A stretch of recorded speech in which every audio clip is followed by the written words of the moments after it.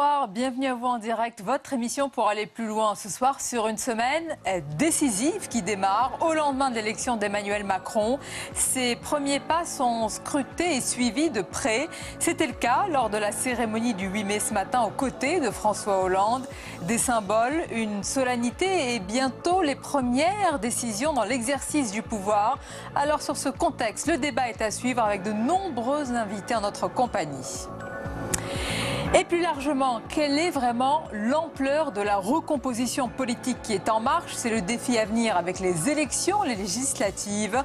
Sur ce sujet, le match des idées opposera tout à l'heure. L'avocat est proche d'Emmanuel Macron. Il s'agit de Jean-Pierre Mignard, Anne Levade, professeur de droit public et juriste. Enfin, l'entretien, mon invité souligne un paradoxe bien français. La géographe Béatrice Gibelin décrit une contradiction française entre la fierté nationale ressentie et puis la hantise du déclin. Alors comment les Français se perçoivent? Le grand entretien est à suivre tout à l'heure.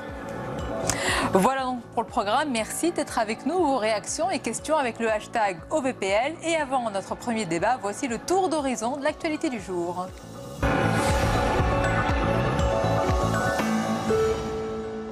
Les résultats sont désormais définitifs. À plus de 66%, Emmanuel Macron s'impose face à Marine Le Pen qui obtient moins de 35% des voix.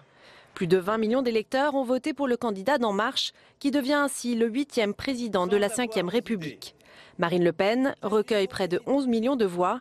Emmanuel Macron arrive en tête dans 99 départements dont la Corse et les Outre-mer.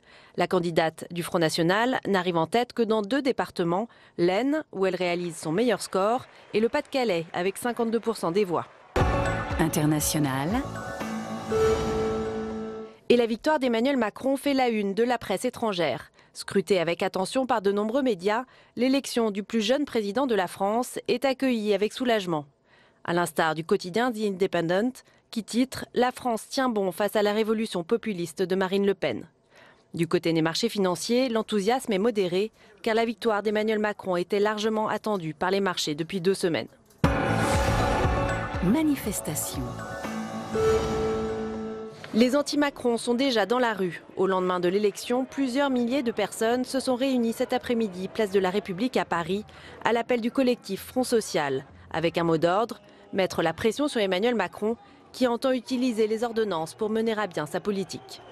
Front Social, en fait, c'est une coordination de syndicats, que ce soit de Sud, de la CGT, mais aussi de collectifs et d'associations, qui ont décidé de se regrouper pour faire face, en fait, à la politique qui a été annoncée par le nouveau président de la République, M. Macron, qui a été élu hier soir, dans le but de dire, comme on sait, M. Macron, que vous voulez gouverner par ordonnance, d'organiser dès maintenant une riposte sociale à sa politique. En France. Après avoir soutenu Emmanuel Macron au second tour, Christian Estrosi démissionne de la présidence de la région PACA. Il annonce son intention de redevenir maire de Nice. Ma seule ambition, c'est de servir ma ville et ma région, pas d'entrer au gouvernement. Et mieux que de le dire, je vais le prouver. Nous allons donc réunir un conseil municipal afin d'élire un nouveau maire, en début de semaine prochaine, alors que je viens de réunir notre majorité municipale. Celle-ci a appelé à ma candidature en tant que maire de Nice. Europe. Outre-Rhin, la chancelière allemande salue la victoire d'Emmanuel Macron. Alors que la France commémore aujourd'hui la victoire sur l'Allemagne nazie le 8 mai 1945, Angela Merkel a rappelé l'amitié solide qui unit nos 2 pays. Emmanuel Macron porte l'espoir de millions de Français, mais aussi de nombreuses personnes en Allemagne et dans toute l'Europe. Il a mené une campagne pro-européenne courageuse. Il est pour l'ouverture sur le monde. Il est résolument pour une économie sociale de marché. François Hollande. Angela Merkel a accueilli son homologue à Berlin. C'est l'ultime déplacement à l'international de François Hollande. Il y a 5 ans, le chef de l'État effectuait son premier déplacement à l'étranger à la rencontre de la chancelière allemande. La semaine prochaine, ce sera au tour d'Emmanuel Macron de se rendre à Berlin.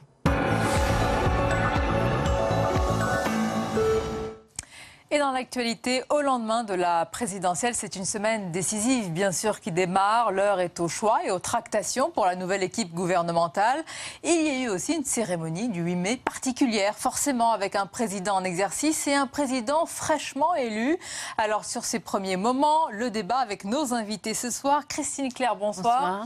Journaliste politique, auteur de nombreux ouvrages, dont le dernier en date qui s'intitule, le voici, J'ai vu 5 présidents faire naufrage, paru aux éditions Robert Laffont. Non, c'est pas drôle, mais c'est pas drôle du tout. Mais j'allais vous demander, poser la question de celui qui arrive. Peut-être, nous verrons. Je termine par une lettre au nouveau président. Voilà, une adresse. Donne quelques conseils. À Emmanuel Macron. Jean-Noël Jeannet, bonsoir. Bonsoir. Vous êtes historien, professeur émérite des universités à l'IEP de Paris, auteur du livre Le récit national, une querelle française, paru aux éditions Fayard.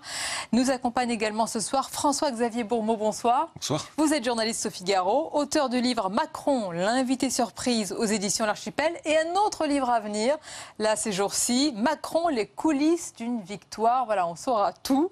Avec nous également ce soir Erwan Lenoir, bonsoir. Bonsoir. Vous êtes chroniqueur à l'Opinion, membre du conseil scientifique et d'évaluation de la Fondapol et auteur du livre La France des opportunités, qui est paru aux éditions Manitoba, les belles lettres. Alors, madame, messieurs, avant d'entrer dans le vif de notre débat, je vous propose de revenir avec quelques images solennelles sur la cérémonie du 8 mai ce matin. C'est la première image des deux présidents ensemble. À l'occasion des commémorations du 8 mai, Emmanuel Macron place ses pas dans ceux de François Hollande. Élu hier soir, le nouveau président de la République ne sera investi que dimanche. Mais déjà, l'actuel chef de l'État a invité son successeur à cette cérémonie officielle. Le président Hollande, qui à plusieurs reprises guide ostensiblement son successeur, pour lui indiquer la marche à suivre et afficher leur complicité. François Hollande, qui aujourd'hui ne cachait pas son émotion. J'ai beaucoup d'émotions d'être sur ces lieux. Et puis j'ai beaucoup d'émotions aussi, disons-le très franchement, très sincèrement, de donner à Emmanuel Macron la marche à suivre. François Hollande qui vit désormais ses derniers jours en tant que président de la République en exercice. On peut vous embrasser pour la dernière fois. Deux présidents qui seront à nouveau réunis dans les jardins du Sénat mercredi pour les cérémonies commémorant l'abolition de l'esclavage. Voilà, deux présidents côte à côte, une forme de continuité institutionnelle. Tout d'abord, que vous a inspiré eh bien, cette cérémonie, cette proximité, Christine Claire, entre les deux présidents, l'un encore en exercice et l'autre vraiment fraîchement élu? Quelque chose d'assez poignant chez François Hollande, qu'on dit toujours indifférent, blindé. Là, il y avait quelque chose de pathétique, c'est-à-dire de répéter, de prendre par le bras constamment. Il faisait penser à Sarkozy, qui ne pouvait pas s'empêcher de prendre tout le monde par l'épaule ou par le bras pour bien marquer que finalement c'était lui qui dirigeait. Et puis de dire, voilà, je lui transmets la marche à suivre, alors qu'il sait très bien que Macron a pris son envol, n'a pas tellement besoin qu'on lui transmette, mais lui, il a besoin. François Hollande a besoin de penser que c'est lui qui transmet la marche à suivre, qui transmet le pouvoir. Mais enfin, c'était bien que ça se passe presque affectueusement. Mais ça m'a rappelé aussi la transmission de pouvoir de Mitterrand à Chirac, qui s'était très très bien passée aussi. Mais je pose la question à l'historien, en fonction de ce que vous avez dit. Est-ce qu'il y a une petite volonté de réécrire l'histoire par François Hollande? Il se peut bien, mais en tout cas pour l'historien, ce genre de moment est particulièrement précieux en dehors de l'aspect romanesque qu'évoque Christine Claire. Nous aimons ces instants où se rencontre à la fois le romanesque, précisément, cette détermination d'un homme qui, héros stendhalien, arrive à cet extrême moment de son succès avant que les difficultés ne commencent. Et puis d'autre part, les mouvements profonds des forces sociales, des forces culturelles, l'idée que l'on se fait du passé, par exemple du 8 mai, de ce que ça signifie. Et c'est cette rencontre-là qui, à un moment donné, définit la latitude d'action d'un acteur. C'est à la rencontre de tout cela, de la chance du moment, du hasard, de ce qu'il a obtenu, et puis de la part, effectivement, de la fortune, c'est-à-dire incarner de façon aussi frappante cette part du hasard qui est tellement joué en faveur... de la chance. Mais enfin, oui, c'est ça. Enfin, en même temps, oui, vous évoquez, Christine Claire, le mot de Napoléon, nommant un général, est-ce qu'il a de la chance? Est-ce qu'il a de la chance? Ben oui, lui a de la chance, et après tout, c'est une forme de talent, non? François-Xavier Bourmeau, je l'ai dit tout à l'heure, continuité institutionnelle, républicaine aussi, mais certains ont déjà dit continuité politique. En tous les cas, Emmanuel Macron a tout fait pour ne pas montrer qu'il y avait ces gestes-là. Il a pris la distance et même un peu de froideur. Parce que là, on était dans une cérémonie républicaine extrêmement codifiée. Il y avait très peu de marge de manœuvre pour Emmanuel Macron, contrairement à dimanche soir devant le Louvre, où là, il a mis en scène son élection. Autour d'Emmanuel Macron, le gros souci, c'était justement de ne pas apparaître comme l'héritier à l'occasion de cette cérémonie. Il se méfiait un peu de savoir comment est-ce que François Hollande allait réagir. Et on voit sur les images qu'Emmanuel Macron dégage souvent son bras ou essaie de prendre un peu ses distances. Il y a aussi cette image où il rallume la flamme avec cette épée ou ce flambeau, où il y a une forme de passage de relais comme dans les courses d'athlétisme. Il y a dans cette cérémonie du 8 mai, là, aujourd'hui, en tout cas, François Hollande, ce que vous disiez, a vraiment essayé de mettre un trait d'union entre son quinquennat et celui d'Emmanuel Macron. Et Emmanuel Macron a essayé, lui, de s'en dégager. Avant qu'on rentre, si je puis dire, dans le dur, Erwan Henon, ce matin, il y avait aussi cette solennité qui entourait aussi ce moment. 2 présidents, même 3 présidents sur la photo avec Nicolas Sarkozy. Il y avait évidemment une forme de solennité. Il y avait, en plus, comme on l'a dit, il y avait le statut de François Hollande qui accompagnait Emmanuel Macron. Et on comprend bien, comme l'a dit François-Xavier Bourmeau, que pour Emmanuel Macron, il y a besoin de ne pas apparaître comme l'héritier politique, même si ça peut se discuter. Et puis il y a aussi le fait qu'il doit incarner maintenant un président de la République et que donc il est à ce titre, j'allais dire, l'égal de François Hollande. Et donc on peut comprendre que rien qu'en termes de symbolique, il n'a pas envie d'apparaître en deçà hiérarchiquement que son successeur. Que son prédécesseur. Oui, j'allais dire, mais qui est-il déjà? Alors, on va évidemment expliciter tout ce qui est à venir, mais d'abord, toujours l'histoire, c'est important, Jean-Noël Jeannet. Oui. Vous allez nous raconter comment vous avez vécu la soirée d'hier, où il y avait un côté mitterrandien qui était frappant, vous qui avez été aux côtés de François Mitterrand dans ce gouvernement. Et puis, un autre moment, c'était il y a 1 an exactement, le 8 mai 2016. Est-ce que vous vous souvenez où était Emmanuel Macron? Orléans, il fêtait Jeanne d'Arc. Et que disait-il déjà? On l'écoute, vous en parlez juste après. L'idée d'un parcours aigu. La flèche. On l'écoute. Oui. Il n'y a pas non plus d'hommes ou de femmes providentiels. Je n'y crois pas. Il n'y a que l'énergie du peuple et le courage de celles et ceux qui se jettent dans l'action. Jeanne est une femme, mais elle prend la tête d'un groupe armé et s'oppose au chef de guerre. Elle nous dit que le destin n'est pas écrit, que nous n'avons pas à subir.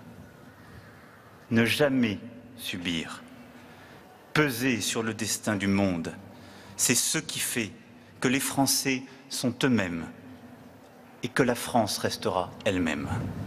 Elles étaient très explicites, ces références. Oui, c'est un magnifique exemple de l'utilisation du passé par un homme dans l'action. Et cette pauvre Jeanne d'Arc, vraiment, elle n'en peut même, mais elle a beaucoup servi. Elle aussi, il y en a d'autres. Elle a été une héroïne de l'action française, comme vous savez, à l'extrême droite. Elle a été l'héroïne de Michelet, l'héroïne du peuple. Elle a été sanctifiée par le pape à un moment donné où ça signifiait une hostilité à la République. Donc voilà un exemple, en effet, où on peut faire son miel de ce qui fut en l'organisant un peu à sa manière. Mais ça ne déplaît pas à l'historien parce que c'est en réalité ce dont il fait jour après jour sa matière. Elle a été évidemment l'héroïne aussi de Jean-Marie Le Pen. Et on l'avait d'ailleurs reproché cette séquence l'année dernière à Emmanuel Macron. On disait qu'il versait à droite parce que c'était un petit rappel. C'était Michelet. Non. C'était Michelet, mais... Entre-temps, il y a eu Le Pen et dans l'imaginaire collectif. Enfin, entre-temps, il y a eu aussi Ségolène Royal qui a participé à la même cérémonie annuelle, mais on lui avait reproché. C'était pas mais on lui avait reproché aussi d'aller au Puy du Fou chez Philippe de Villiers, mais il avait fait d'autres gestes qui étaient plutôt des gestes en direction de la gauche. Et on peut espérer que ça se terminera mieux pour Emmanuel Macron. On verra tout cela à l'épreuve des faits. Alors, on va commencer à analyser le style de présidence. Encore un mot, François-Xavier Bourmeau, sur l'image et l'affiche aujourd'hui. On va écouter ce qu'a dit François Hollande à l'issue de la cérémonie du 8 mai. Moi, je ne veux pas capter Emmanuel Macron. C'est les Français qui l'ont choisi. C'est vrai qu'il m'a suivi tout au long de ces dernières années, lorsque j'étais moi-même candidat, puis ensuite quand je suis devenu président, il a été ministre d'un gouvernement. Mais après, il s'est émancipé, il a voulu présenter un projet aux Français, s'est présenté devant eux, il a été élu, il est le président, et c'est à lui maintenant, fort de l'expérience qu'il a pu acquérir auprès de moi, fort aussi de ce que nous avons fait ensemble, de continuer, comme je l'ai dit, sa marche. Il ne vous a pas trahi? Non, il a fait ce qu'il pensait devoir faire, et il l'a fait à mes côtés, puis ensuite il l'a fait seul, et maintenant avec les Français. Et moi, je lui adresse tous mes vœux de réussite. Je voyais avec un petit sourire lors de la Oui, mais pourquoi François Hollande peut difficilement faire autre chose que faire bonne figure, parce que Emmanuel Macron, c'est un peu sa créature qui lui a échappé. Il s'en est beaucoup servi, ou il a essayé de s'en servir à l'époque dans la rivalité avec Manuel Valls pour contrôler Manuel Valls. Et en fait, en jouant à ça, il a offert un espace, il a ouvert une ambition à Emmanuel Macron qui s'est engouffré dans la brèche sans que François Hollande puisse le contrôler jusqu'au bout. Et ça se termine par le renoncement de François Hollande. Dans le style, encore un mot là-dessus, avant de parler du fond, même si c'est le fond quand même, Erwan Le Nohain et Jean-Noël Jeannet, on a l'impression qu'Emmanuel Macron veut tout l'inverse de François Hollande sur le style. Il veut une présidence jupitérienne, verticale, très loin, vraiment loin de la présidence normale. Peut-être a-t-il aussi contrebalancé les effets de sa réaction après le premier tour. Et peut-être rétrospectivement se dit-il qu'il n'a pas eu tort d'être heureux avec ses amis après le premier tour, mais si ça a eu un effet un peu incertain sur l'opinion. Et là, tout à coup, il a choisi en effet d'être ce qu'il voulait affirmer. Et que, en somme, l'Europe et le monde me paraissent saluer, c'est-à-dire un président qui ait cette dignité, cette volonté. Il en aura d'autant plus besoin que le jeu des forces parlementaires est plus incertain qu'après d'autres investitures de l'histoire. On va regarder tout de suite dans le scrutin législatif. Encore un mot sur l'ampleur de cette victoire. Erwan Le Nohain, il y a aussi le poids réel des votes blancs, des nuls, des abstentions. Qu'est-ce que vous pensez entre ceux qui disent, regardez, il y a quand même une part de présidence par défaut, et d'autres qui vous disent, mais pas du tout. Au contraire, si on compare par rapport à d'autres présidents, il a un score qui est extrêmement large, confortable et qui lui donne vraiment une ampleur inédite pour la suite. Oui, il y a une part de jeu politique assez classique qui se répète d'élection en élection sur la sincérité du vote, sur la réelle ampleur du vote en faveur du candidat qui a gagné. Bon, ce qui est évident, c'est que, Emmanuel Macron a gagné avec un score qui est écrasant face à Marine Le Pen. Il n'en reste pas moins que ce score intervient dans un contexte particulier, mais comme à chaque élection, et le contexte particulier est que les blancs et nuls ont augmenté de 4,6 millions depuis le premier tour, qu'au premier tour, les résultats étaient fragmentés entre 4 candidats qui arrivaient au même score, la moitié presque de l'électorat qui avait voté pour des solutions extrêmes ou hors système. Donc ça n'enlève rien à sa victoire, mais ça la place dans un contexte particulier dont il doit évidemment tenir compte. On va s'arrêter sur ce contexte particulier. Vous allez nous dire ce que vous en pensez, parce qu'il y a des chiffres, des calculs, et puis qu'est-ce que ça donne vraiment en termes d'amplitude politique. On voit tout cela avec Flora Sauvage. 20,7 millions d'électeurs ont choisi le candidat d'En Marche, soit près de 2 fois plus que Marine Le Pen. Une victoire nette, mais à relativiser, car l'autre record historique, c'est bien celui de l'abstention, 25,4%. Jamais les Français ne s'étaient autant abstenus de voter depuis 1969 à une présidentielle. Un chiffre auquel s'ajoutent les votes blancs ou nuls, 11,4%. Là aussi, un record. Entre l'abstention, le vote blanc ou nul, dimanche, 1/3 des Français ont refusé de choisir entre les deux candidats. Le symbole d'un rejet, celui d'électeurs défiants qui ne pardonneront rien au nouveau président. À ce jour, dans la perspective des législatives, ils sont 61% à souhaiter qu'Emmanuel Macron ne dispose pas d'une majorité absolue de députés à l'Assemblée nationale. Une petite idée du sacré défi qui attend le nouveau président pour rassembler. Christine Claire, cette abstention, ces votes blancs et nuls, c'est quoi? C'est une donnée, une entrave? Parce que le vote blanc, c'est 4 millions de personnes qui se déplacent un week-end en plus de 8 mai pour voter blanc. C'est énorme. C'est pas des gens qui vont à la pêche ou qui sont pas rentrés de week-end. Donc il y a vraiment une volonté qui est marquée, une protestation. Et puis alors 61% des Français qui ne veulent pas donner au nouveau président les moyens de gouverner. Ça aussi, c'est très nouveau, parce que dans les élections présidentielles passées, à chaque fois, le camp qui avait été battu disait on va rattraper ça aux législatives. Et à chaque fois, ils étaient battus parce que les Français décident de donner les pouvoirs au président pour qu'il mène sa politique et qu'on voit ce qu'il en est, quoi. Parce que là, apparemment, ils ne veulent pas lui donner sa chance. Alors, l'enjeu, c'est de faire passer ces 61% à 49%. J'imagine que Jean-Noël Jeannet, vous allez nous rappeler, j'allais dire, la tradition presque politique et institutionnelle. C'est celle qui est de donner la majorité, justement, à un président. Oui, vous ne serez pas surpris, en effet. Je vais vous parler un peu du long terme, oui, parce que cette constitution, ces institutions, le grand défi actuel, c'est de savoir comment elles vont réagir, ces institutions, comment elles vont avoir démontré leur capacité de ductilité, de fluidité. Et si on y réfléchit, 1958, on fait la Constitution, on dit de toute façon ça durera très peu de temps, le temps que De Gaulle règle la question d'Algérie, et puis on reviendra à la 4e République. En 62, élection au suffrage universel, ça va peut-être durer un peu plus, mais pas au-delà de la vie du général de Gaulle. Et puis ça continue, ça dure. Il y a une chose qu'elle ne pourra pas faire, cette Constitution, c'est s'adapter à la cohabitation. Et elle s'est adaptée. Et maintenant, voilà le 3e défi. C'est la question de savoir si cette Constitution peut fonctionner avec un retour de ce qu'on appelait sous la 4e République, c'est-à-dire la 3e force. Vous savez, un éventail allant, disons, des républicains indépendants, centre-droit, jusqu'aux socialistes. À l'époque, on disait de l'Agnel à Guy Mollet. Est-ce que cette institution qui a été faite, ces institutions qui ont été faites pour être organisées selon le fait majoritaire, de façon binaire, vont être à même de répondre à ce nouveau défi? Cela sera passionnant à observer. Et ça pose évidemment la question des élections telles qu'elles vont se produire. Ce sera encore un test pour nos institutions. Si on parle de la 3e force, ce n'était pas très efficace, la 4e République. Certains progrès ont été faits lorsqu'il y avait un vrai accord, par exemple la construction de l'Europe. Mais dès qu'il y avait un défi majeur, l'Indochine ou l'Algérie, ça ne marchait pas du tout.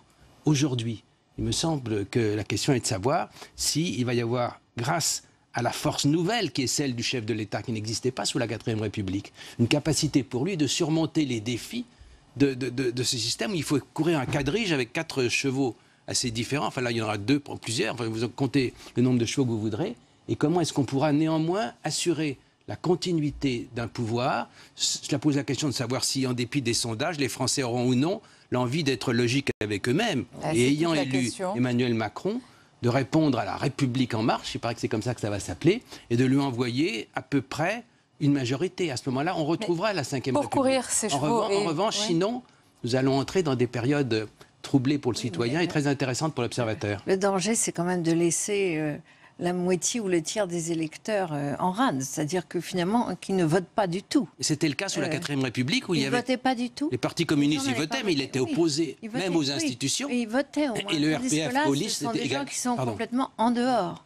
Oui, enfin, ils votaient, bien sûr. Oui. Ils votaient. Je vous ramène à la 5e et à ce qui va venir. C'est une semaine décisive, on ne fait que de le dire depuis hier, François-Xavier Aumeau, avec un choix qui va être important, celui de l'équipe gouvernementale qui va venir, et puis du Premier ministre. Alors, vraiment, les tractations, les noms, il y a des listes qui circulent. Est-ce que vous avez des informations ? Non, alors ça, c'est dans le secret d'Emmanuel Macron. Lui dit qu'il a fait son choix, qu'il a vraisemblablement, apparemment prévenu aujourd'hui l'intéressé et eux.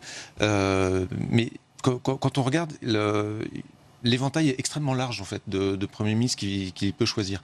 D'un point de vue politique, il aurait intérêt à aller chercher quelqu'un de droite pour contrebalancer sa campagne qui a été marquée par un nombre de ralliements à gauche et qui lui a donné cette espèce de coloration d'héritier de François Hollande.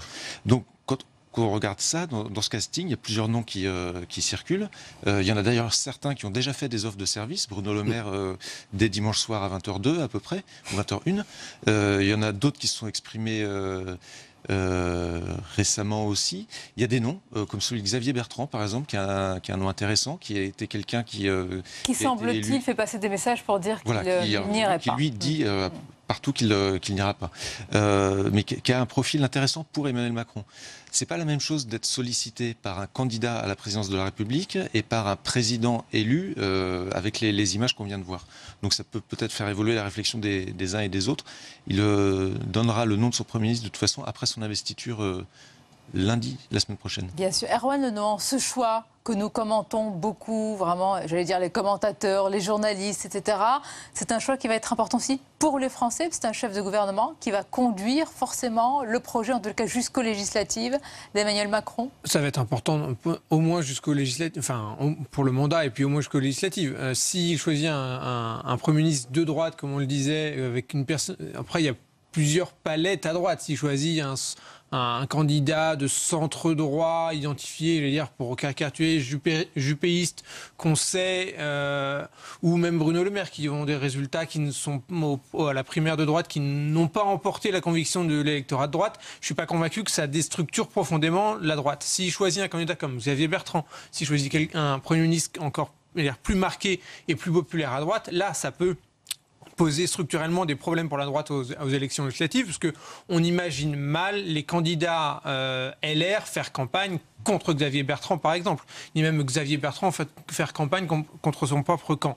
Alors, il a dit que lui, il ne le voulait pas. Aujourd'hui, il y a le nom d'Édouard Philippe qui circulait, donc le maire du Havre. Voilà, l'un et l'autre ont des positionnements qui sont très différents. Après, je pense quand même que on est là dans des questions partisanes de court terme. Structurellement, je n'ai pas la conviction que le clivage gauche-droite ait disparu du pays.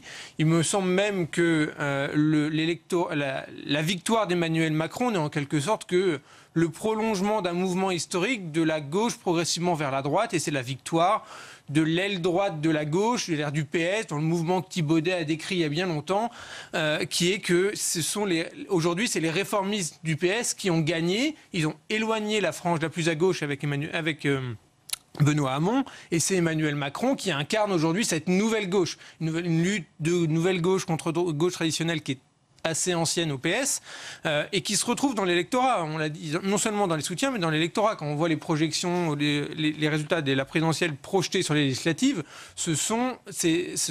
les candidats qui gagnent pour la majorité En Marche sont dans les circonscriptions de gauche. Donc, on a un candidat qui en fait incarne un programme social-démocrate qui est un renouvellement de la gauche. Je ne sais pas si pour autant on a un renouvellement profond du clivage gauche-droite. Mais voilà une analyse qu'on entend peu, Jean-Noël Jeannet, parce que depuis quelque temps on nous dit ça y est, les clivages ils ont volé en éclats, il n'y en a plus, etc. C'est ce qu'avait dit d'ailleurs même la candidate, ce que souhaitait la candidate Marine Le Pen, ce que souhaitait également le candidat Macron, aujourd'hui président. Apparemment ils ont la dent un peu dure, hein, les partis, la vie longue, hein, même si on prédit leur mort depuis déjà quelque temps. Je pense que l'idée de la mort de la droite et de la gauche, c'est une faribole. Je pense qu'elle perdure. Je pense que ça a toujours été plus compliqué. Comme dans la vie, le côté face-à-face binaire l'emporte par moments, et puis à beaucoup d'autres moments, les choses se compliquent. Mais si vous regardez, par exemple, de près, commencez de le faire avec d'autres, la géographie du vote pour Emmanuel Macron ou pour Mélenchon lors du premier tour, on s'aperçoit, par exemple, d'une remarquable permanence du vote de gauche dur sur le flanc occidental du Massif central. Ça remonte très loin, Renaud-Jean, les communistes, etc. Et l'histoire de la Bretagne, j'ai un voisin qui porte un nom breton, l'histoire de la Bretagne est tout à fait intéressante puisqu'elle est démocrate chrétienne principalement et qu'elle a glissé progressivement vers un centre-gauche qui convient assez bien dans la conjoncture actuelle aux forces qui représentent Emmanuel Macron. Je prends ces deux exemples pour vous dire qu'à côté des forces sociales qui continuent d'être très importantes, il a toujours existé une permanence des cultures en France, des cultures politiques qui s'enracinent en partie dans les milieux sociaux, mais largement dans les familles, dans les régions, etc. et qui, de toute façon, quand on prétend les supprimer, finissent toujours par prendre leur revanche. D'ailleurs, je suis persuadé qu'Emmanuel Macron sait que cela existe, car sinon il ne dirait pas tellement qu'il ne veut pas parler de droite et de gauche, mais qu'en même temps, il veut les rapprocher en même temps. Ça veut dire aussi qu'il sait que ça existe. Et vous verrez, c'est un pari que nous prenons, ça vous obligera à m'inviter dans quelques années. C'est un plaisir, c'est pas une obligation. C'est un plaisir partagé. Vous verrez que la gauche et la droite ne sont pas mortes, ni dans les sensibilités, ni dans le jeu d'effort. Simplement, la vie est plus compliquée. Encore moins, vous l'avez dit, dans la culture et dans la tête et presque le cœur des Français. Hein. Et là, vous nous appelez un petit peu à la raison, à la prudence. Parce que et à la longue durée. Et oui, à la longue durée, c'est bien le temps long et le... En écoutant Jean-Noël Jeannet, je pensais à De Gaulle. C'est pas la gauche, la France, c'est pas la droite, la France. Il avait quand même surmonté tout ça. Il avait réuni des gens de gauche et des gens de droite. J'ai beaucoup de considération pour la personnalité d'Emmanuel Macron, mais je conserve dans mon jugement un léger décalage entre De Gaulle et lui pour l'instant. Il peut y avoir des aspirations. Il y a une droite qui peut travailler avec une gauche. Moi, je crois qu'on repousse les deux côtés, les deux bouts de l'omelette, suivant la formule traditionnelle. Il y a une droite qui est très proche du Front National, qui peut-être d'ailleurs va s'en rapprocher encore plus davantage. Et puis il y a une gauche autour de Mélenchon. Mais au milieu, il y a tout un ensemble qui est fait de la droite jupéiste, de la gauche social-démocrate, et qui peut travailler travailler ensemble. Et en disant cela, vous confirmez qu'il existe un centre-droit et un centre-gauche, comme une gauche extrême. Ils peuvent travailler ensemble. Donc ça existe. Pardonnez-moi d'être un peu plus terre à terre. Et sur De Gaulle, c'est plus compliqué. Enfin, c'est compliqué parce que... Vous nous ramenez à l'histoire, c'est toujours très important, mais François-Xavier Bourmeau, est-ce que ce n'est pas un objectif aussi un peu plus, parfois politique et politicien, c'est de casser tout simplement l'appareil de la droite? Bon, le PS étant dans l'état dans lequel il est aujourd'hui, il y a peut-être moins de travail. Mais pour la droite, il s'agit de briser un élan. La stratégie d'Emmanuel Macron, dès le départ, elle est très claire. Et elle n'est pas fondée sur l'idée que la droite et la gauche ont disparu. Elle est fondée sur l'idée que les appareils qui les portent sont épuisés. Et à partir de ce constat-là, de cette analyse-là, lui veut substituer au clivage traditionnel droite-gauche un clivage qui apparaît et qui transcende, qui passe à travers ces partis, ces appareils politiques, qui est pro-européen, souverainiste. Il fait ce pari-là, il s'installe au centre, il fait le pari que les primaires de la droite vont déboucher sur la désignation d'un candidat très à droite, des primaires de la gauche très à gauche, c'est ce qui se passe, il est installé au centre, son espace politique s'élargit et il est propulsé à la présidence de la République sur une analyse qui au départ est juste.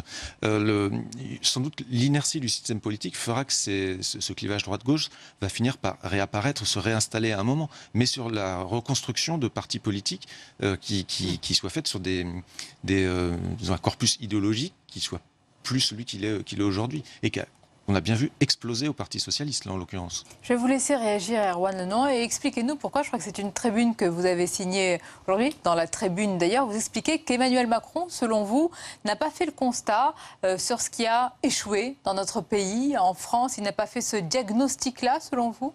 Oui, là, je vais dire deux choses. Il y a effectivement, je crois que ce qui a fait le succès d'Emmanuel Macron avec son positionnement au centre, c'est que il a, par un discours qui est au final qui est resté assez vague sur le constat des difficultés de la France, a permis à chacun de se projeter et d'entendre dans son discours ce qu'il souhaitait y entendre pour toute une masse au centre. C'est-à-dire que des lecteurs qui se trouvent plutôt au centre.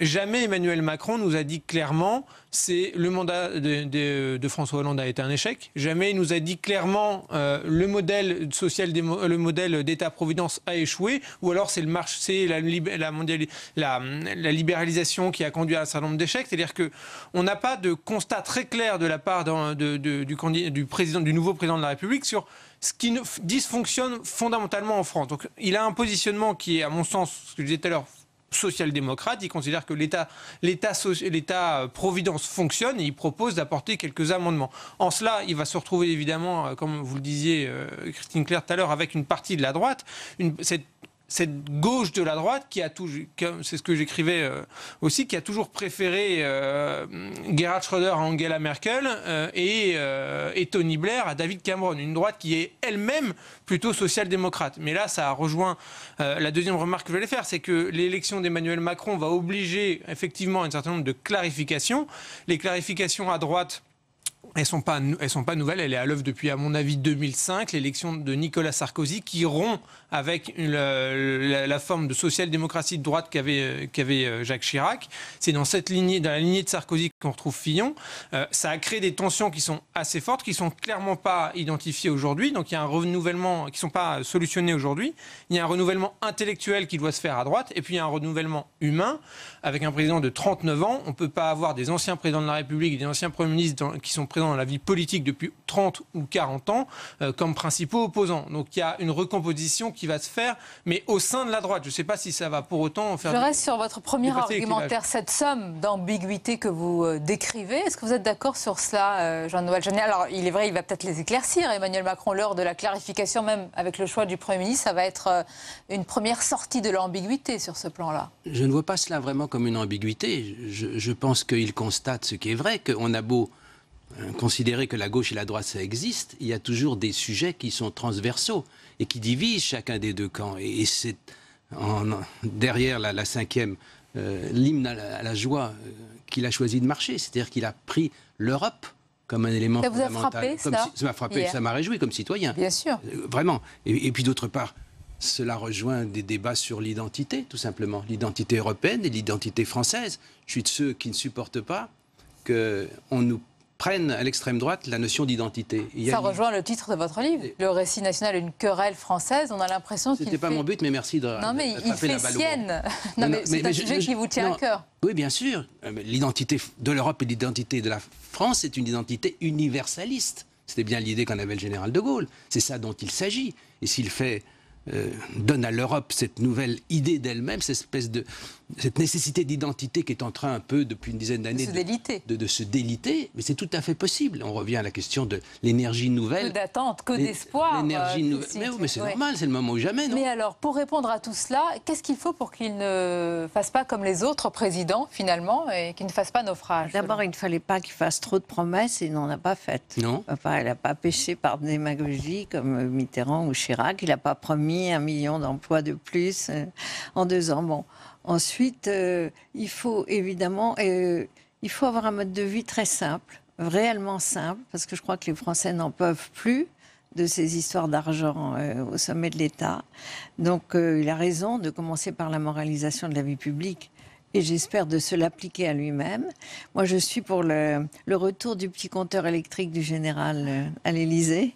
Rappelez-nous en quelques mots l'histoire. Il avait son petit compteur pour mesurer sa consommation. Enfin, je parle sous le contrôle de Jean-Noël Jeannet. Sa consommation familiale et personnelle.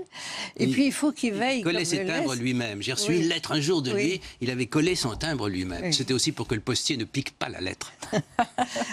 En envoyant le président de la République. Et en plus, et ensuite, il faut qu'il veille sur sa majorité comme le lait sur le feu, parce que tous ceux qui ont échoué depuis Giscard, Mitterrand, Chirac, ils ont échoué parce que leur majorité s'est divisée.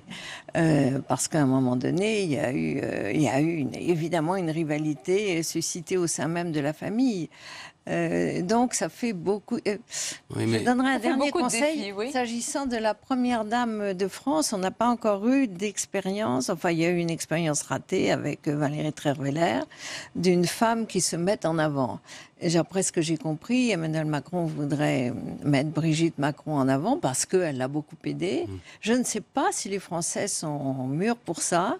Ce que je sais en tout cas, pour avoir étudié la vie des précédents présidents et des précédents couples présidentiels, c'est dès que les choses vont un peu moins bien, quand on veut s'attaquer au roi, on s'attaque d'abord à la reine. Ça, c'est une histoire qui dure depuis Marie-Antoinette.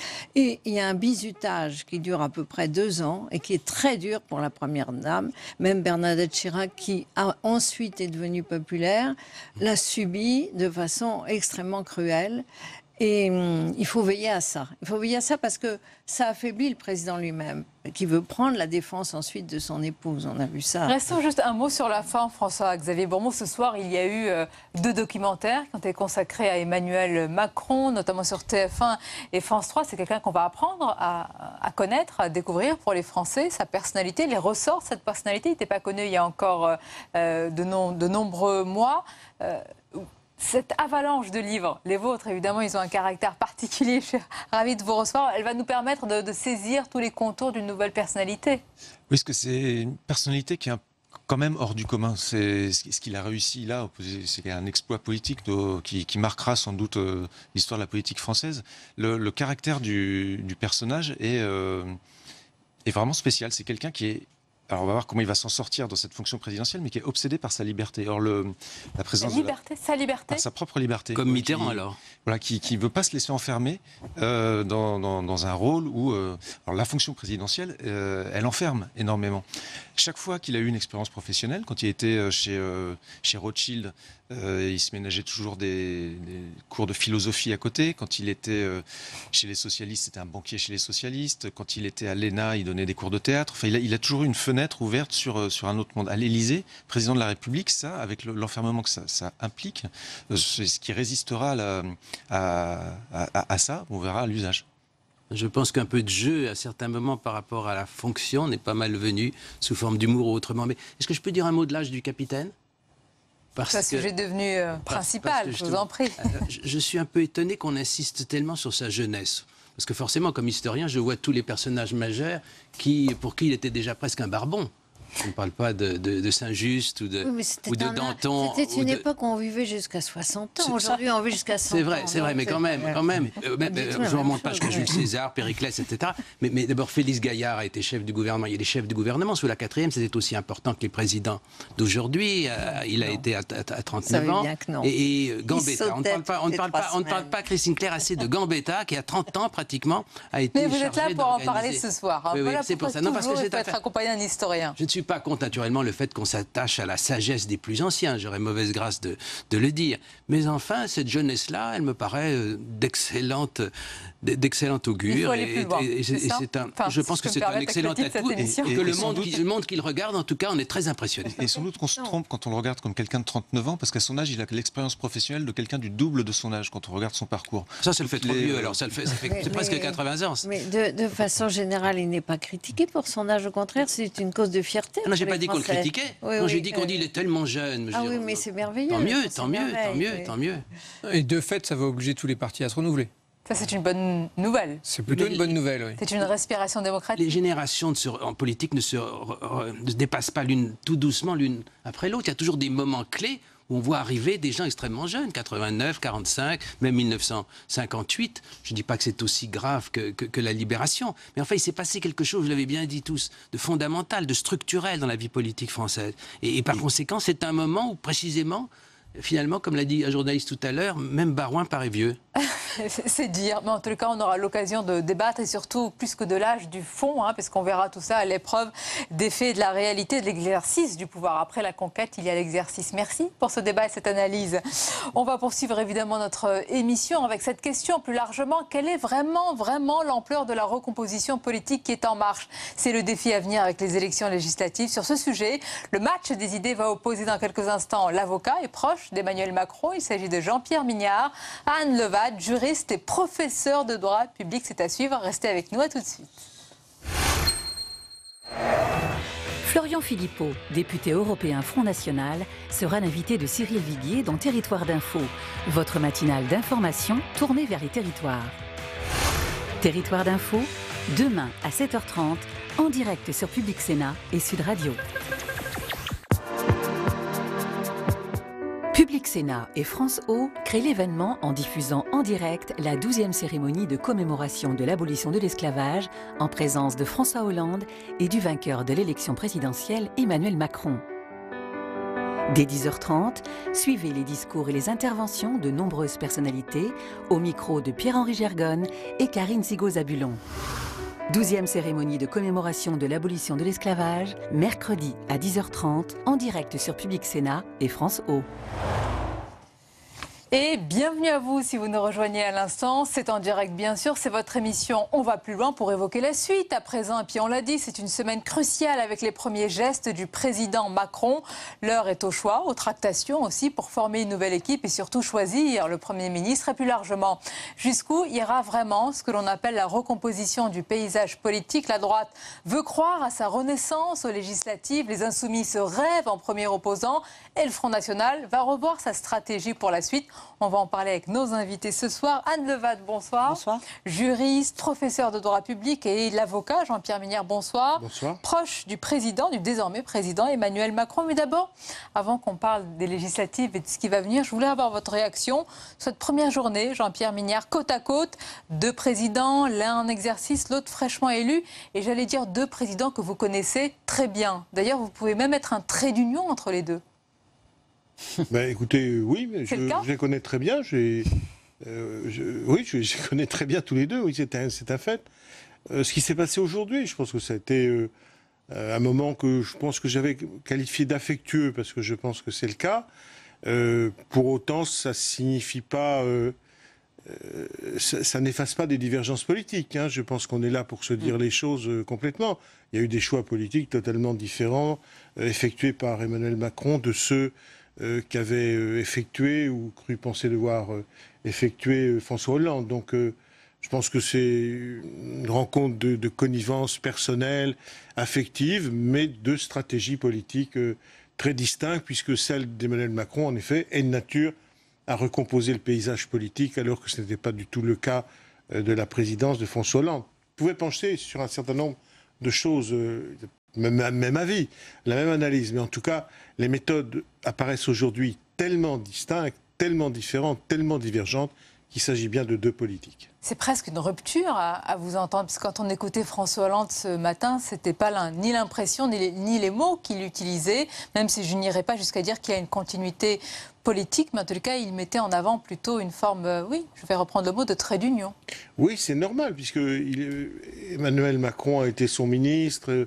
Bien sûr, je veux dire, ça n'enlève rien du tout à l'estime personnelle et à l'affection qui, à l'évidence, se manifestait. Mais je pense qu'il faut peut-être aussi, dans la soirée à la fois très très agréable et assez austère, que vous nous réservez, peut-être reprendre raison, mettre le pied sur la terre ferme de la raison, et qu'on se voit qu'il y a eu bien deux analyses différentes, deux stratégies politiques, et que s'il y a recomposition, c'est Emmanuel Macron qui l'amène. Avec peut-être déjà, Anne Levade, un regard peut-être sur le style présidentiel différent. François Hollande avait choisi, après, il s'en est peut-être mordu les doigts, la normalité au départ, et un style plus jupitérien, dans la verticalité que compte bien incarner Emmanuel Macron. C'est vrai que les images d'hier soir étaient de ce point de vue-là extrêmement illustratives d'une lecture et d'un sens, j'allais dire, à la fois des symboles et de l'histoire.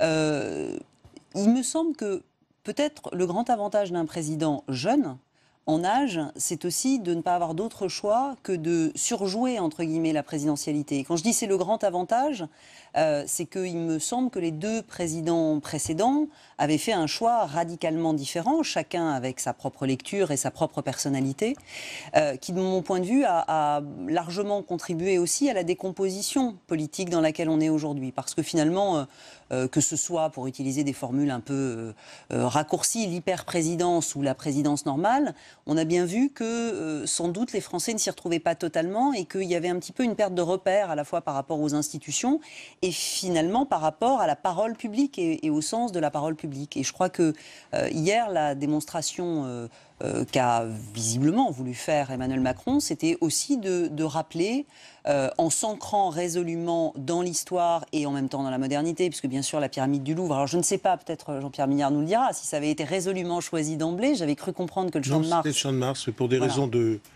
gestion de la pelouse et d'une visite du comité olympique, ça n'a pas été possible. J'ai le sentiment que peut-être Anne Hidalgo finalement a rendu service à Emmanuel Macron avec ce choix du Louvre. Qui aurait parce cru? Que l'image, c'est vous qui le dites, parce que l'image était à la fois très belle et je crois qu'elle était très parlante aussi sur le plan international. On a bien vu qu'il y avait une forme de mise en scène et là encore, l'heure, la lumière contribuaient à une vision de Paris et de la France qui était, disons-le, assez majestueuse. Un peu François Mitterrand-Panthéon, oui.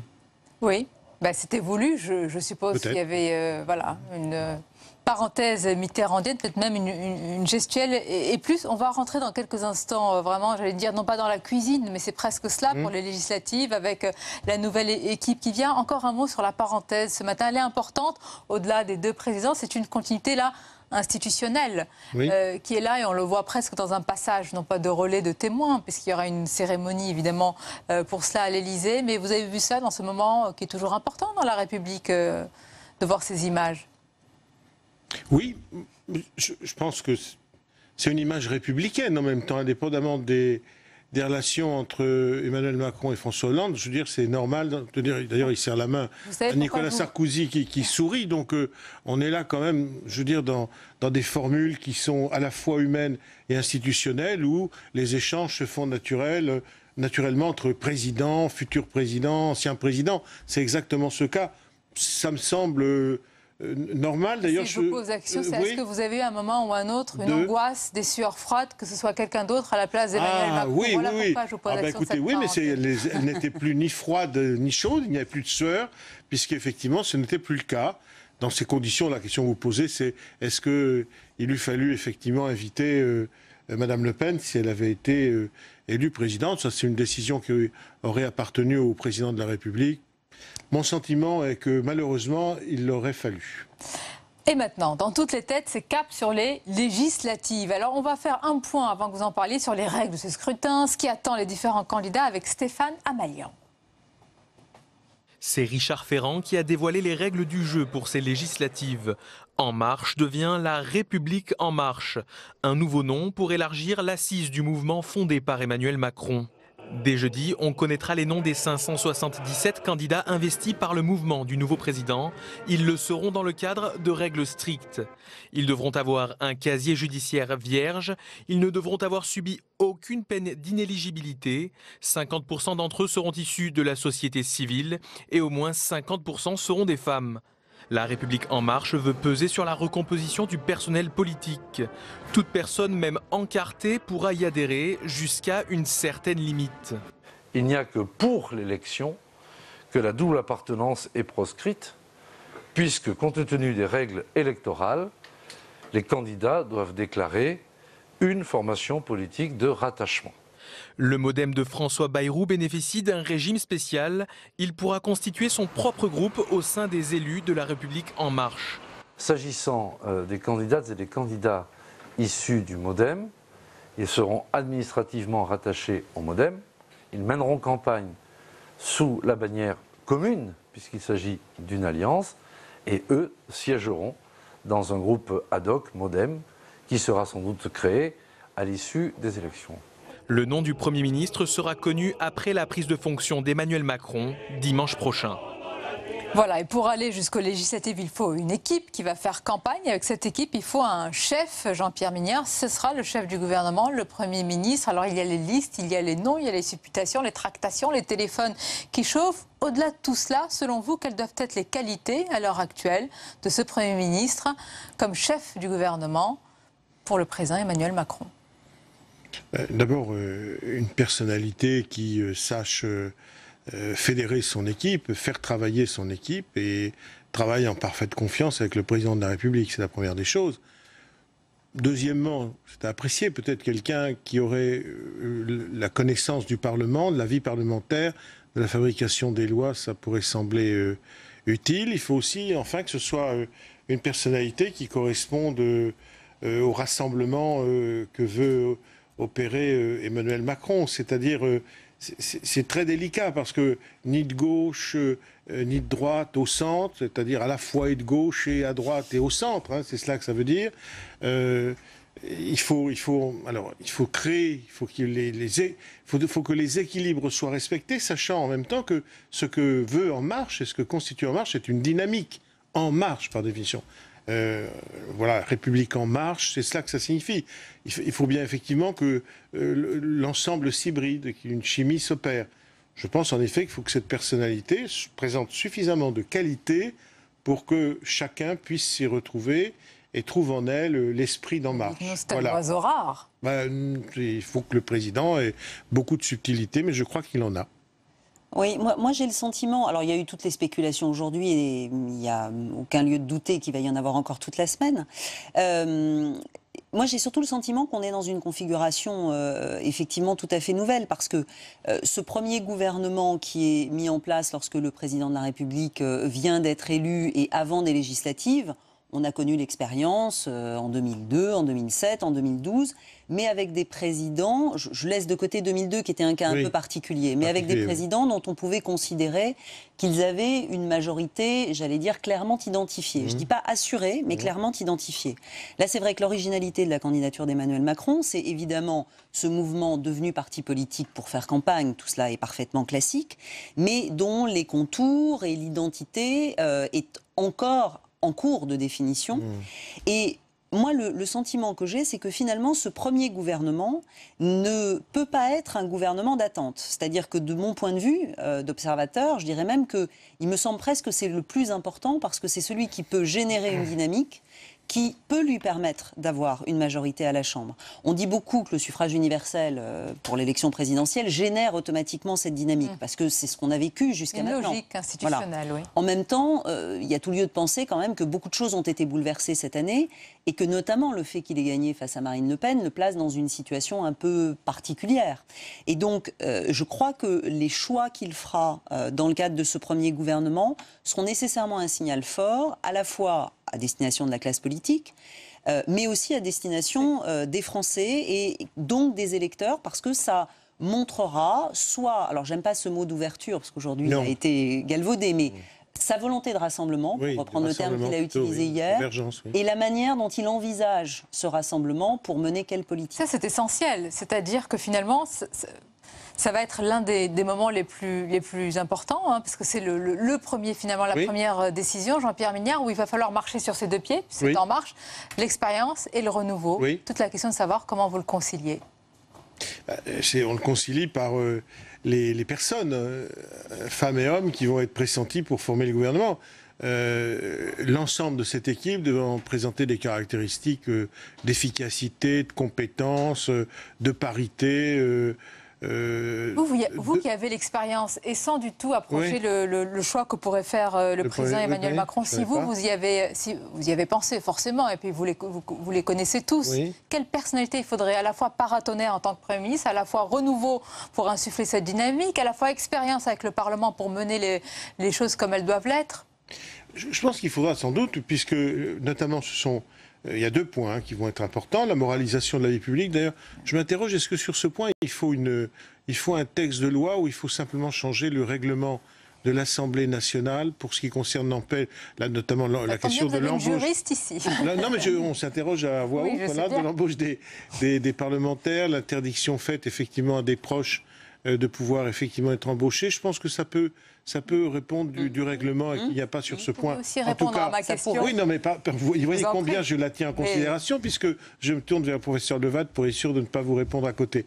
Et la deuxième chose, surtout, c'est évidemment la loi travail. Donc, le fait de demander au Parlement de légiférer par ordonnance. Donc ça, sur ce point, il ne faudra pas un Premier ministre ou une Première ministre paratonnerre. Il faut un Premier ministre, dynamique, qui emporte la conviction et qui fasse que la majorité de l'Assemblée nationale, et peut-être au-delà, après le débat qui aura lieu, par l'exercice de la souveraineté parlementaire, autorise le gouvernement à légiférer. Un non, ça ne vous engage à rien. Non, ça m'engage à me tromper, donc ça, excusez-moi, je ne voudrais pas. Mais ce que je trouve très intéressant dans ce que dit Jean-Pierre, c'est qu'il a l'air de considérer, et je souscris à l'idée, que ce Premier ministre qui sera nommé mardi devrait être le Premier ministre qui restera après les législatives. Bien sûr. Ce qui donc exclut l'hypothèse d'un ministère d'attente ou à caractère technique, histoire de voir ce que seront les législatives. Mais j'ajoute quand même un élément supplémentaire, c'est que, et ça tient au contexte politique, on ne peut pas totalement faire grief aux partis traditionnels, les 2 anciens, je pense au Parti socialiste et aux Républicains, de vouloir eux-mêmes attendre les législatives, pour une bonne et simple raison qui, de mon point de vue, est la seule légitime, en tout cas pour les Républicains, c'est de ne pas vouloir laisser le monopole de l'opposition, pour utiliser un terme là encore classique, au Front National.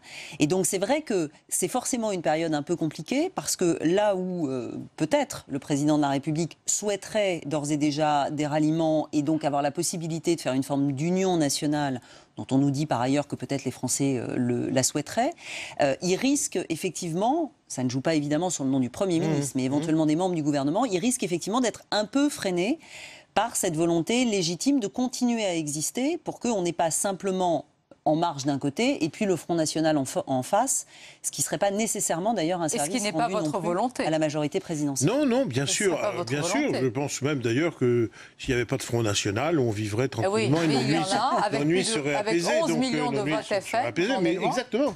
Voilà en effet la question.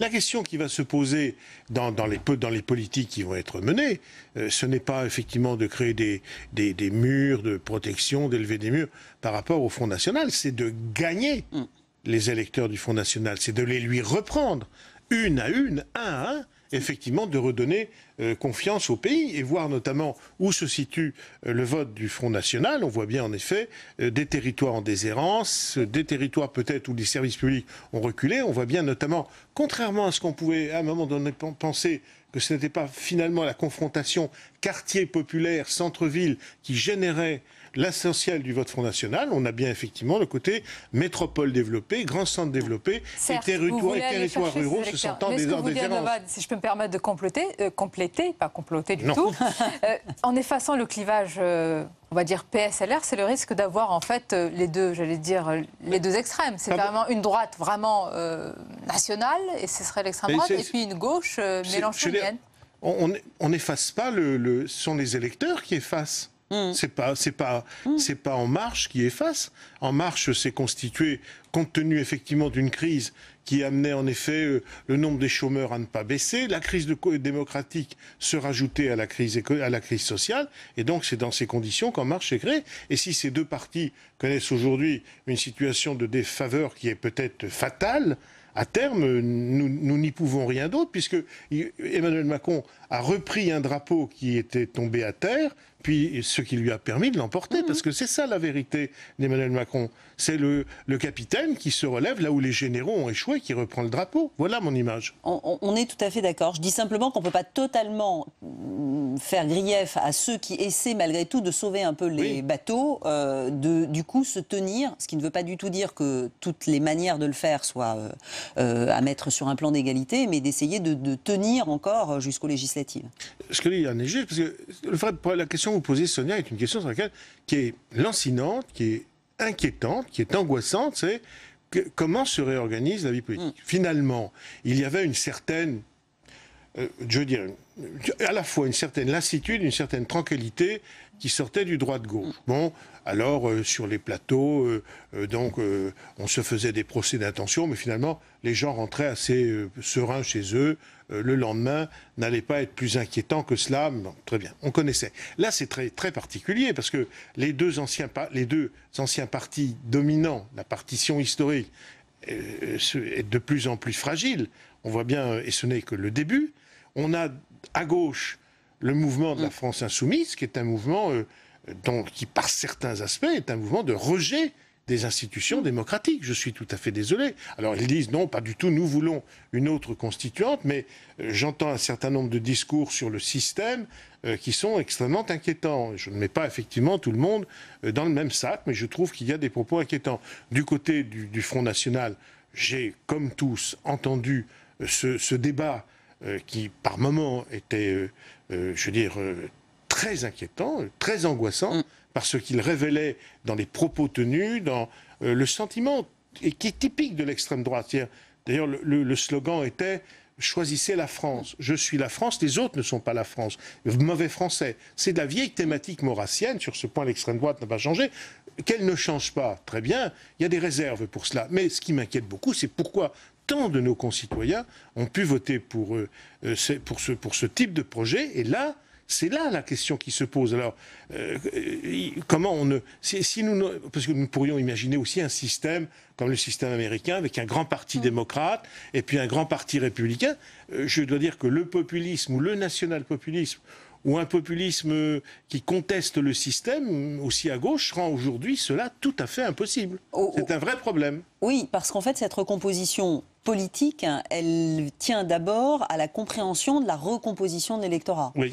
Et enfin, en l'état, j'allais dire plutôt de la décomposition que de la recomposition, parce que je ne suis pas absolument certaine qu'il soit déjà recomposé, mais on voit bien que les choses évoluent. Je suis la première à considérer que l'abstention n'est pas un choix, et je l'ai dit autant que je l'ai pu dans l'entre-deux tours. En même temps, et donc ça ne met évidemment pas du tout en cause la légitimité du président élu, et très bien élu avec 66% des voix. Pour autant, le fait est qu'on a quand même 12 millions d'électeurs qui s'estiment légitimes à ne pas être allés voter au motif, disent-ils, qu'ils ne se retrouvaient pas dans le choix à opérer. Ça, c'est une véritable différence avec les élections antérieures, qui révèle presque une transformation, j'allais dire, psychologique dans l'électorat. Et ça, c'est sans aucun doute un des défis, pas le seul, mais un des défis de la classe politique de manière générale. Il faudra vraiment réfléchir et s'arrêter plus longuement, parce que vous dites que ça va très loin. Hein, ça va très loin parce que, moi, c'est ce que j'appelle, d'une formule un peu rapide, la génération de la température ressentie. C'est-à-dire chacun, maintenant, se positionne à l'aune de ce qu'il ressent. Pendant très longtemps, on avait un choix binaire à faire entre deux candidats. Il y avait ceux qui n'allaient pas voter parce qu'il faisait beau, ils avaient autre chose à faire ou que sais-je encore. Mais aller voter était important. Et finalement, tout le monde était d'accord pour dire qu'entre deux candidats, on ne pouvait pas forcément adhérer à 100% à l'un ou à l'autre. Là, on a changé d'époque. C'est-à-dire qu'on a des gens qui contestent en quelque sorte la légitimité même de l'élection et qui décident de ne pas y participer au motif, dit-il, qu'ils ne se retrouvent pas dans le choix qu'on leur offre. Ce sont tous ces défis-là auxquels doit faire face le président, son équipe évidemment. Et autre chose, je voudrais faire réagir à la revue de presse. La crise démocratique. Oui, bien sûr. Je voudrais qu'on passe en revue la revue de presse, justement, avec les unes de vos quotidiens. On va les commenter rapidement. D'abord, on va commencer avec le Parisien. La voici. Et maintenant, c'est le 3e tour législative. On va les voir. La voici. Législative à peine élue, Emmanuel Macron doit manœuvrer pour se doter d'une majorité à l'Assemblée. Libération.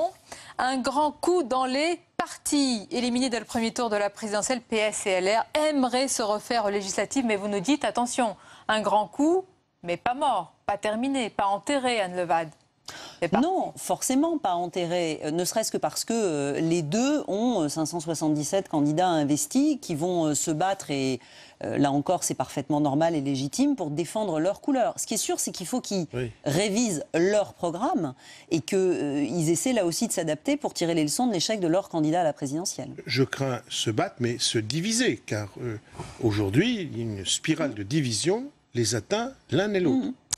Le Figaro, gouvernement, législative, Macron à pied d'œuvre. On vous l'a dit, vraiment tout va se jouer dans les prochains jours, une semaine décisive. Et je voulais vous faire réagir, Jean-Pierre Mignard, à l'humanité. Regardez, la première cible du président Macron, c'est qui? C'est vous, avec ce code du travail entaillé. Ça va être un vrai défi. Ça peut être même dans la rue, avec la loi travail, les ordonnances à venir. C'est peut-être un peu excessif, mais peut-être aussi pour résister et les manifestations à la surenchère de M. Mélenchon par rapport à l'humanité, puisque avec le Parti communiste, ça va très mal, puisque je pense même aujourd'hui qu'on est au stade de procédure judiciaire. Mais vous avez eu quand même des milliers de Français dans la rue lors de la loi travail. Oui, mais attendez, c'est un peu particulier quand même la loi travail, parce que avant même effectivement la deuxième qu'elle fut annoncée, on annonçait le 49.3, avant même qu'on ait commencé à discuter, avant même qu'on ait reçu les syndicats et le patronat. Je pense que le président Macron a dit effectivement que de toute façon, il y aurait une concertation avec les syndicats et avec le patronat. Par contre, ensuite, il y a une explication devant le Parlement et celui-ci est appelé à accepter ou à refuser d'autoriser le gouvernement de légiférer par ordonnance. Donc il y aura dans toute façon un débat d'habilitation ou pas. Il y aura donc débat au Parlement. Mais enfin, c'est pour pas recommencer. Il n'est pas question de revoir ce que nous avons vu. Mais par contre, il faudra quand même entendre les syndicats et le patronat. Bien sûr. Et le débat promet d'être passionné. Nous serons là pour le commenter, je l'espère, notamment avec vous. Merci pour cette analyse et ce match des idées. Anne Levade, Jean-Pierre Mignard, vous revenez évidemment le plus souvent possible. On vous accueille. Vous faites partie de ce duo du match des idées qui est une récurrence dont on va plus loin. La suite de votre émission à suivre, c'est le grand entretien avec la géographe Béatrice Gibelin, auteure du Paradoxe français. Mais d'abord, c'est le tour d'horizon de l'actualité du jour.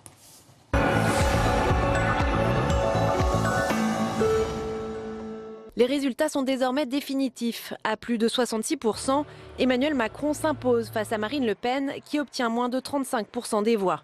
Plus de 20 millions d'électeurs ont voté pour le candidat d'En Marche, qui devient ainsi le 8e président de la 5e République.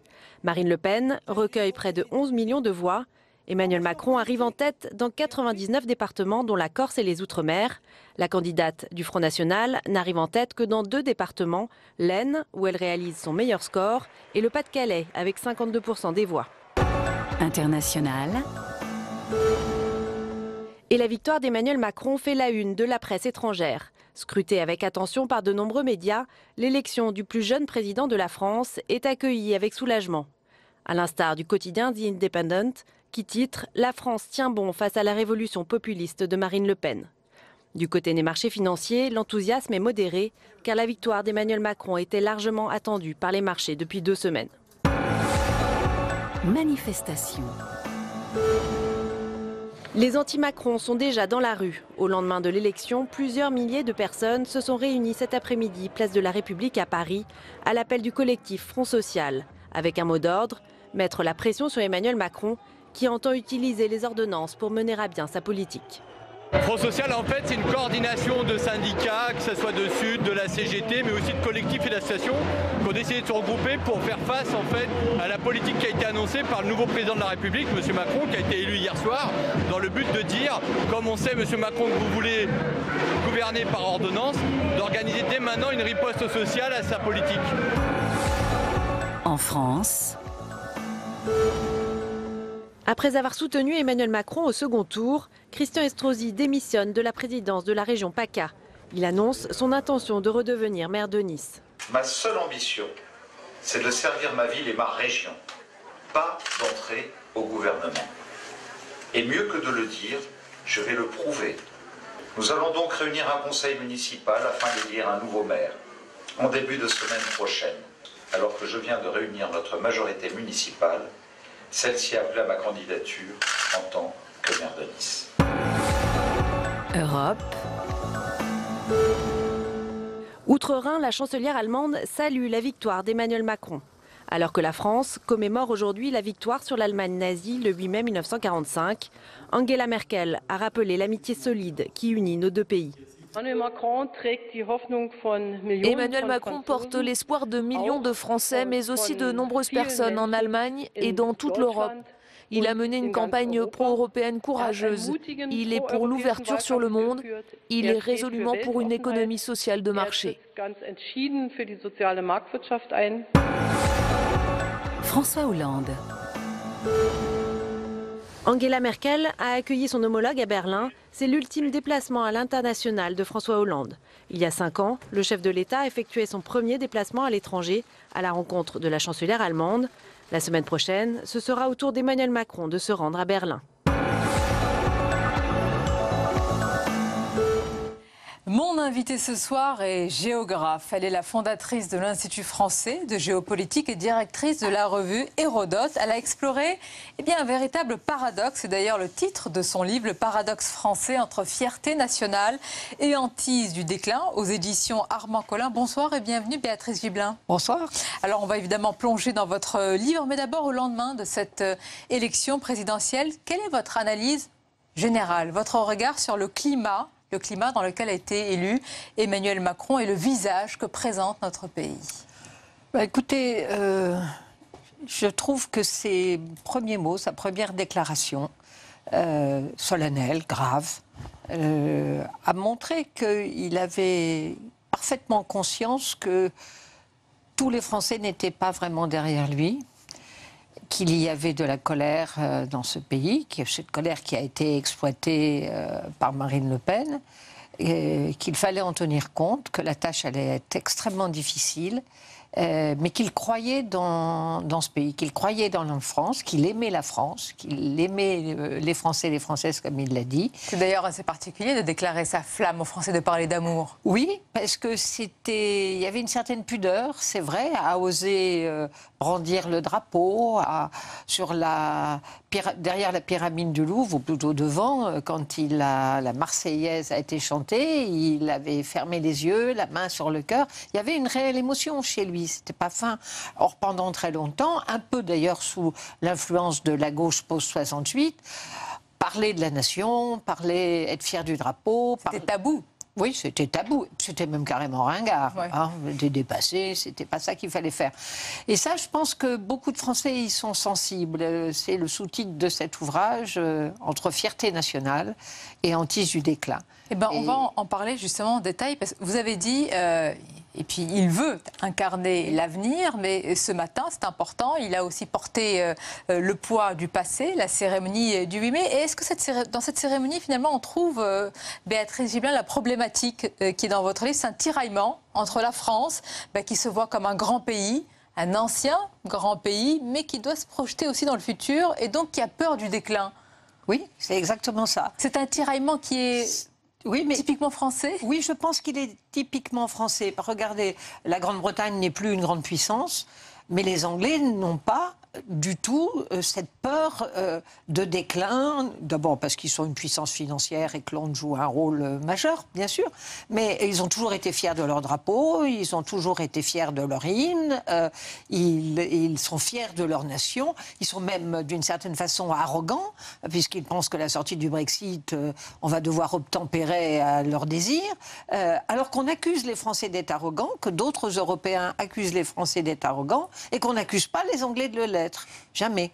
Bon, alors les Allemands, compte tenu de leur histoire, effectivement, l'arrogance serait un peu difficile, mais les Français, on les accuse d'être arrogants à cause justement dans leur histoire, avoir eu un rôle, on va dire, de modèle de grande nation, après la Révolution française, et la déclaration des droits de l'homme et du citoyen. Parce que la France incarne des valeurs universelles. Exactement, que nous considérons comme universelles, ce qui n'est pas vous avez raison de nuancer. Le cas chez tout le monde. Et je veux dire, d'une certaine façon, le président de la République nouvellement élu l'a dit en disant « mais on nous attend, on attend la France, on attend la parole de la France ». Il se glisse complètement dans cette nation particulière. Je ne suis pas chauvine, je ne cherche pas à faire cela, j'essaye simplement de comprendre pourquoi c'est si compliqué pour nous, au fond, d'être aujourd'hui une moyenne puissance. On est quand même la 5e puissance économique du monde, c'est pas rien. Les conditions de vie en France sont quand même... Mais alors essayons de comprendre, peut-être. Est-ce que parce que nous avons cette nostalgie presque latente, toujours là, d'une période où la France avait quand même plus de poids, plus d'influence. Incontestablement. Et ça, on n'en fait pas le deuil, j'allais dire. Non, on n'en fait pas le deuil. En plus, comme les générations antérieures, c'est plus vrai, des plus jeunes étaient très mal à l'aise avec les langues. À l'époque où on parlait français dans les cours d'Europe, là où la langue de la diplomatie c'était le français, où les traités se rédigeaient en français. Voilà, on a à ce moment-là, quelle merveille. On allait d'un bout à l'autre de l'Europe, on allait à la cour de Catherine de Russie et on parlait français. C'était quand même extraordinaire. Donc, il est assez logique qu'on ait cette nostalgie-là. C'est pas, il ne faut pas en avoir honte, mais il faut aussi regarder les choses en face. On ne sera plus jamais une grande puissance. La Chine retrouve son rôle. Elle n'a été effacée qu'un temps de l'histoire.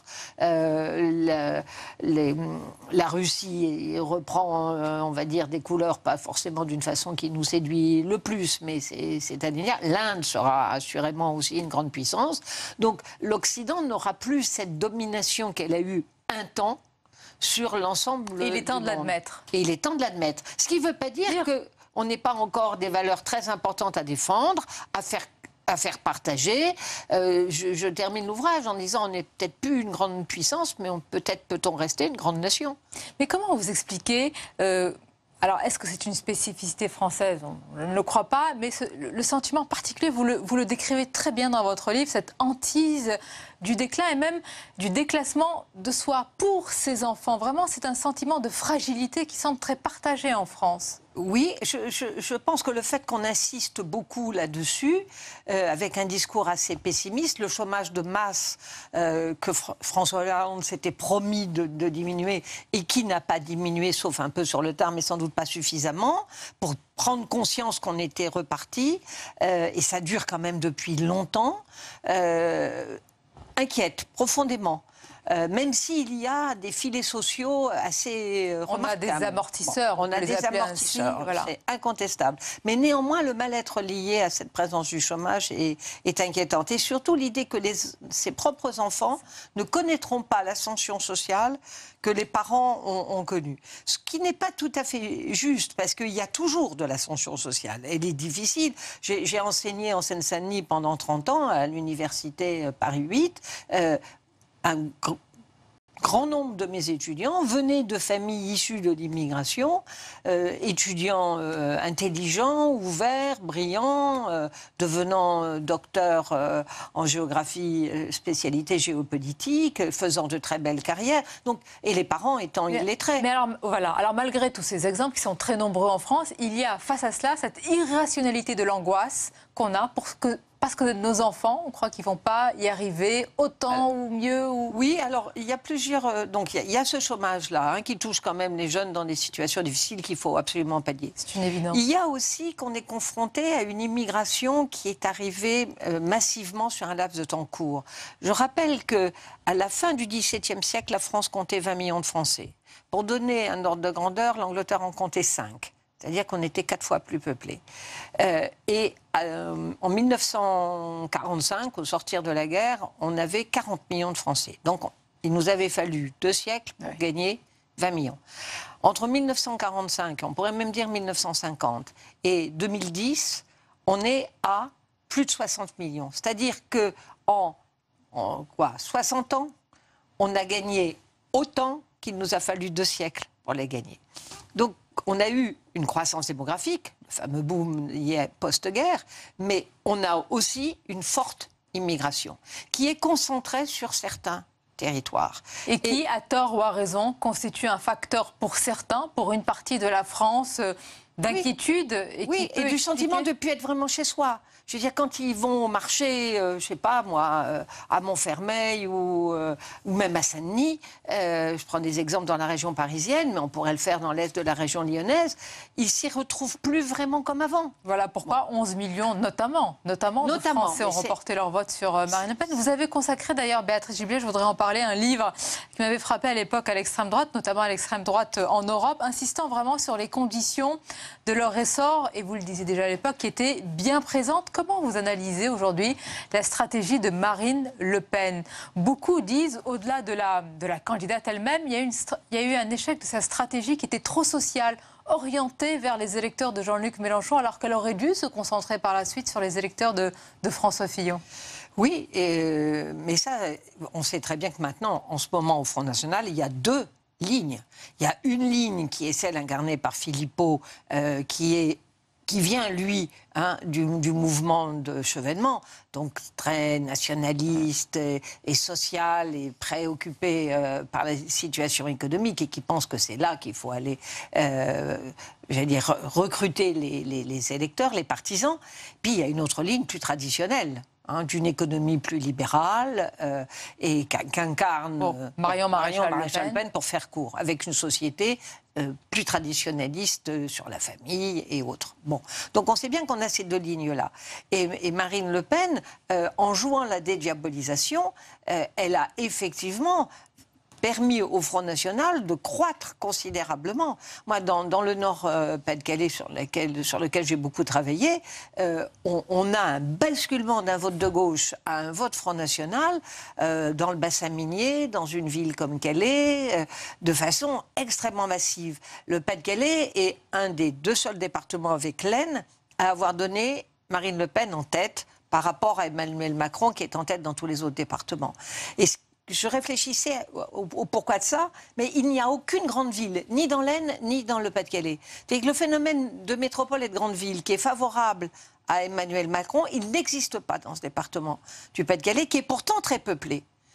Donc une ville, quelques villes ont mis Emmanuel Macron en tête. Bon, je ne parle pas du Touquet, bien évidemment, mais Boulogne-sur-Mer, qui n'est pas bien loin du Touquet, a mis Emmanuel Macron en tête. Mais Calais, à cause, entre autres, de la crise des réfugiés, des migrants qui n'est pas vraiment réglée, c'est 57%, voire 58% pour Marine Le Pen. Et là, on est sur des situations qui sont extrêmement... Et d'éloignement des métropoles, et qui nourrit peut-être ce vote-là. C'est même l'absence dans l'environnement, si vous voulez, qui joue beaucoup. Il n'y a pas une dynamique avec un phénomène d'entraînement. Alors que Roubaix, qui est dans une situation économique et sociale difficile, ou Tourcoing, on a plus de 70% pour Emmanuel Macron à Roubaix. C'est intéressant, c'est le regard aussi de la géographe. On va diffuser une carte, on va la regarder ensemble, la carte au lendemain de cette élection présidentielle. La voici, on la voit avec les régions très très très nombreuses qui ont basculé en faveur d'Emmanuel Macron. Béatrice Giblet, est-ce que vous reprenez vous aussi ce terme qui est devenu presque galvaudé, des fractures françaises? Non, en tout cas, elles ne sont pas territoriales, comme on vient de le dire. Quand on voit votre carte, effectivement, on a un grand quart nord-est où, effectivement, le Front National est bien plus implanté. On se souvient des régionales où, effectivement, on avait craint un basculement. Et seul le recul du PS, le retrait du PS a permis que ce soit Xavier Bertrand qui soit à la tête des Hauts-de-France. Bien. Et Estrosi dans PACA, incontestablement. Mais ce qui me frappe, c'est qu'effectivement, sur un même territoire, on peut avoir, effectivement, un pourcentage d'électeurs élevés pour Marine Le Pen, qui soit même à 50, ce qui est colossal, avec derrière, on est à 48 ou 49 pour Emmanuel Macron. Ça veut dire qu'au sein d'une même ville ou au sein d'une même agglomération, on est sur des fractures importantes. Mais je ne dirais pas qu'il y a deux France. Parce qu'on donne à penser, si vous voulez, qu'on a vraiment des territoires très opposés. On simplifie en caricature. Oui, en caricature, mais je pense que ça n'aide pas à penser. Et ça n'aide pas à trouver les solutions. Et ça n'aide surtout pas à rassembler. À rassembler. Et pour rassembler, il faut trouver aussi un équilibre entre cette fierté nationale et combattre cette hantise du déclin. Quelques pistes et un constat dans le paradoxe français. Merci Béatrice Gibelin, c'était un plaisir de vous recevoir. On arrive presque à la fin de cette émission. Comme d'habitude à suivre à présent, ce sont les moments choisis sur notre antenne Public Sénat. Regardez. Et il faut que nous ayons une majorité à l'Assemblée nationale pour que le gouvernement qu'Emmanuel Macron va nommer puisse travailler et puisse avancer, puisse agir dans l'intérêt de la France. Parce qu'il faut que ce mandat, il réussisse. S'il y a des gens qui veulent jouer la politique du pire, qui préféreraient que ce soit un échec, on se retrouvera dans 5 ans avec une situation où on aura de nouveau des votes extrêmes. Et je crois que personne ne le souhaite. Nous souhaitons redonner espoir et confiance aux Français dans la France et dans leur avenir. Emmanuel Macron a choisi l'Ode à la joie, l'hymne européen, pour faire son entrée sur scène au Louvre, tout un symbole. Les responsables de l'UE ont unanimement salué son élection. Jean-Claude Juncker, président de la Commission, estime que par ce vote, les Français ont fait le choix d'un avenir européen. En Italie, Matteo Renzi juge qu'à présent, une espérance se lève sur l'Europe. Et Alexis Tsipras, Premier ministre grec, voit dans cette victoire une inspiration pour le continent. Il y a un côté mitterrandien, évidemment. C'est le signal qu'il a voulu donner ? Dans le fait qu'il soit venu seul. Il y a aussi le fait que la tâche est lourde, elle est rude, et il est seul face à ça. Vous verrez qu'Emmanuel Macron sera l'homme de toutes les ruptures et de toutes les transgressions, et que son quinquennat n'aura rien à voir avec celui de François Hollande. On nous vend une nouvelle force qui serait au-delà des partis, etc. Bon, en réalité, on retrouve beaucoup d'anciens ministres. On voit déjà... de la part de certains socialistes, je pense à des gens comme Jean-Marie Le Guen, qui font déjà des offres de service. Donc, quelque part, ça se fait vite rattraper en réalité par le monde, mais surtout, c'est des vieilles ficelles. Il y a aussi des gens à droite qui lui font des offres de service. Donc, c'est des vieilles ficelles, surtout libérales. C'est surtout ça qui est important. Le leader de la France insoumise veut transformer l'essai dans les 67 circonscriptions où il est arrivé premier. Mais son manque de volonté à conclure des alliances à gauche, y compris avec les communistes, pourrait lui coûter des sièges. Une fois de plus, Benoît Hamon lui tend la main. Pour celui qui incarne l'aile gauche du PS, pas question pour le parti de se fondre dans En Marche. Il faut défendre une opposition frontale au nouveau président. Si la gauche se rassemble, si elle se rassemble dans sa diversité, elle peut être majoritaire à l'Assemblée nationale, soyez-en certains. Nous restons clairement à droite et au centre. Nous ne sommes pas en marche. Mais sur des réformes que j'évoquais tout à l'heure, sur le droit du travail, sur la vision européenne, sur l'école aussi, une priorité d'Emmanuel Macron, nous sommes prêts à travailler de manière constructive. Mais avec des députés LR. Donc vous êtes sur la ligne du parti, vous appelez à voter pour des candidats LR pour les législatives. On verra dans les tout prochains jours comment tout cela évolue. Mais ce qui est clair, c'est qu'Emmanuel Macron va maintenant montrer sa volonté ou non de rassembler à travers la nomination très symbolique du Premier ministre. C'est l'image de la France républicaine, la France qui est en mesure de relever les défis, la France qui a confiance en elle, la France de l'audace et puis la France aussi de la fermeté. La France est une grande puissance. Il faut qu'elle s'affirme comme telle. Votre nom, évidemment, a été cité à de nombreuses reprises. Vous seriez prêt à continuer ? De toute façon, le président de la République a annoncé qu'il désignerait son Premier ministre après son installation. Donc il faut lui laisser le temps de réfléchir. Bien plus de la moitié français n'ont pas voté pour lui. Et dans son électorat, à peu près la moitié de son électorat, selon les études, ont voté pour lui pour faire barrage au Front National. Donc en réalité, hier, il y avait une très grande majorité de Français qui ne se sentaient pas politiquement représentés par aucun des deux candidats.